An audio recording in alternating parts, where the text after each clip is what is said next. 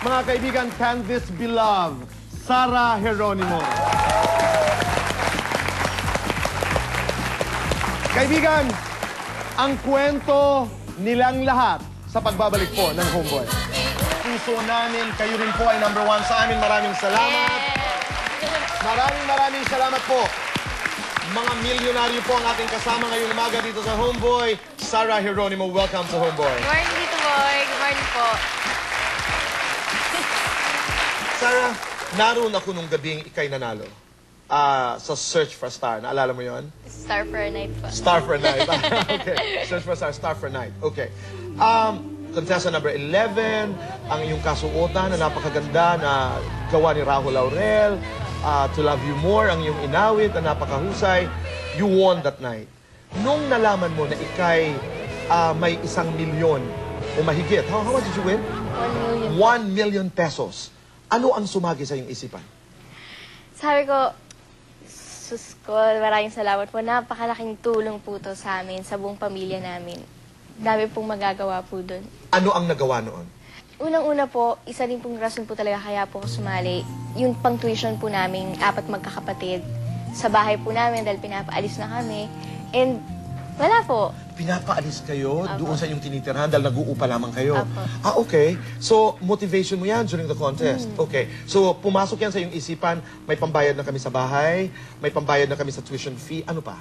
Siguro po yung secure po kami na may kakainin po kami araw-araw. Ganun po. Kasi bago nun, Sarah, ang ibig mong sabihin may mga panahon na hindi kayo sigurado kung makakakain?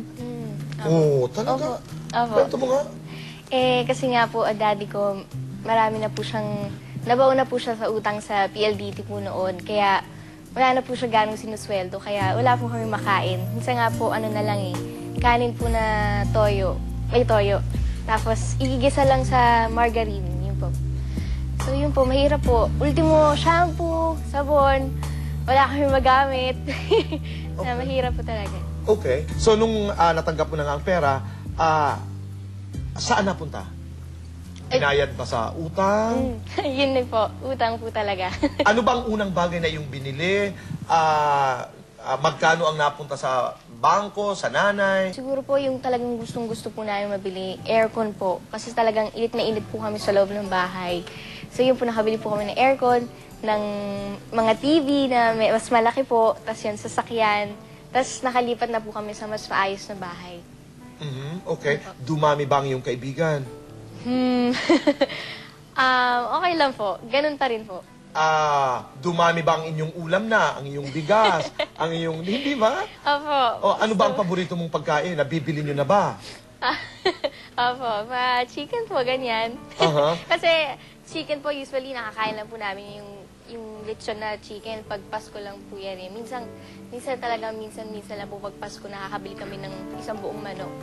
Yung lechon manok. Opo. Nung ikaw ba'y nanalo, ano ang unang pagkain ang inyong binili bilang pamilya? Yun po ata eh.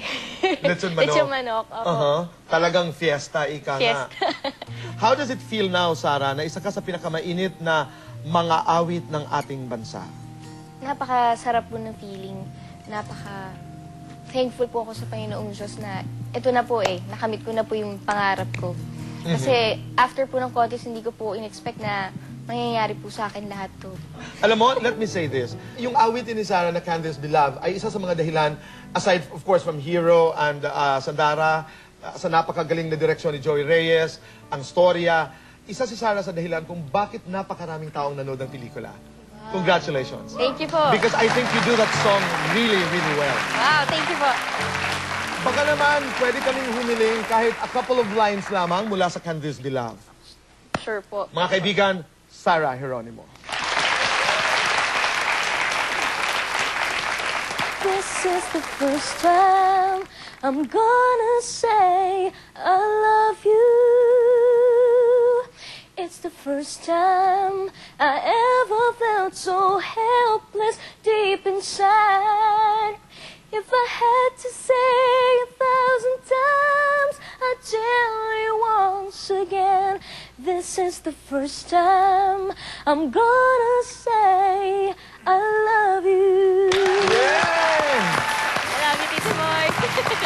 That's more than ₱1 million peso worth of voice. Maraming salamat, Sarah. Maraming salamat. Kaibigan, sa ating pagbabalik, ang kwento naman ni Nanay Lourdes, na sabi niya ay may balato sa akin, at ang kwento ni Jojo. Sa pagbabalik lamang po ng Homeboy.